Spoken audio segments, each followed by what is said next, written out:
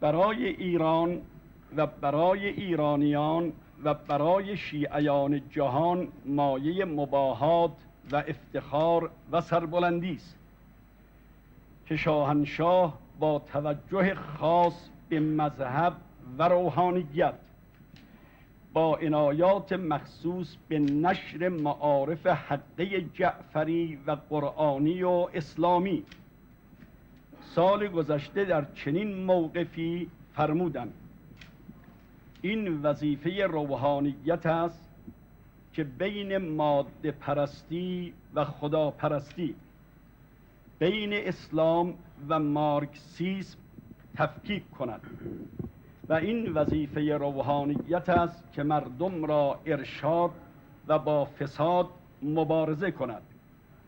این کلام شاهانه یک سال موضوع بحث منابر و گویندگان مذهبی بود و شد.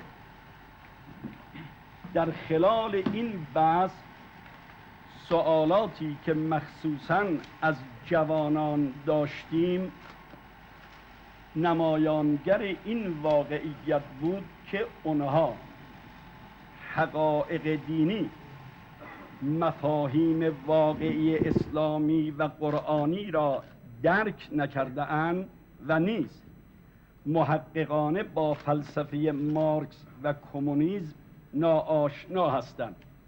لذا گرفتار اشتباه پذیرش و قبول کردن مارکسیسم اسلامی شدند. چرا؟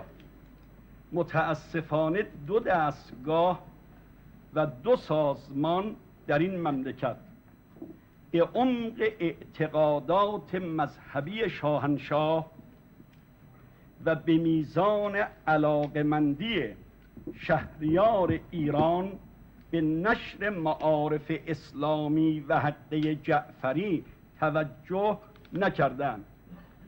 یکی وسایل ارتباط جمعی و یکی دستگاه آموزشی کشور. این دو دستگاه باید احساس مسئولیت کنند. این دو دستگاه باید در جهت ایمان بخشی، تهذیب اخلاق، سازندگی نقش بسیار مهم و مؤثری که به عهده دارند ایفا کنند. این دو دستگاه باید از تلقین، تبلیغ، تعلیم سمعی یا بصری که منافات با ایمان، اخلاق، فضیلت، عفت و تقوا دارد خودداری کنند و با نشر مقالات، تشکیل کنفرانس های مذهبی و میزگرد جوابگویی به اشکالات و سوالات و از تمام وسائل و عوامل برای سازندگی نسل جوان ما و همه ایرانیان بکوشند تا مردمی مؤمن، معتقد، خداپرست و تندوست پایبند به سنت‌های مذهبی و ملی داشته باشیم. از اظهاراتون ممنون هستم. البته همتون از اعتقادات شخصی و هم از لحاظ مملکتداری من به دین مبین اسلام اطلاع دارید. ظواهرش هم در گفتارهای من و هم در اعمال من میبینید. این آستان قدس رضویر معمرین قبل از سلطنت سلسله پهلوی یادشون هست که آستانه مغروز بود و چه مخروبه‌ای، و حالا میبینید که شاید یکی از عالی‌ترین یا شاید عالی‌ترین مجتمع دینی و مذهبی دنیای اسلام، البته دنیای شیعه هست. برای وظایف دیگر من که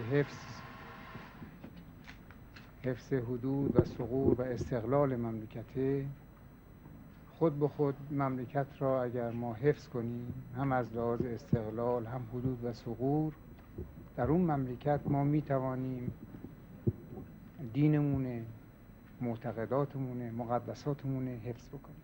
ولی اگر خدای نخواسته اون متزلزل بشه، میترسم که به دین ما هم صدمه وارد بشه. امثالش هم هست، نمیخوام ذکر بکنم. از طرفی پس ما با اعتقاد، اضافه بر سیاست مداری، با اعتقاد به ترویج و تعظیم به شعائر دینی میپردازیم، کما اینکه امروز روز مبارکی است که انتخاب کردیم برای تشرف به بارگاه رضوی. از طرف دیگر یادم میآید در موقع ولیعهدی من این مملکت شاید 8 الی 9 میلیون جمعیت بیشتر نداشت. امروز 35 میلیون جمعیت دارد. 20 سال دیگه 60 الی 65 میلیون جمعیت خواهد داشت. امروز که می آمدم در این خیابان ها به قدری ما بچه دیدیم که این 10 سال دیگه وارد بازار کار میشه. این کار میخواد، این شغل میخواد، این نون میخواد. برای کار و شغلش ما نیروی محرکه برق میخوایم. برق باید تولید کرد. درست موقعی که جمعیت مملکت ما به تقریبا حد اکثرش میرسه 65 میلیون، درست موقعی است که نفت ما تمام میشه. از حالا تا اون موقع ما باید تمام نیروی جایگزین نفت بسازیم در این مملکت. جواب 65 میلیون دهان و شکم را چه شکلی باید داد؟ با ایجاد شغل، با ایجاد کار و ایجاد برق.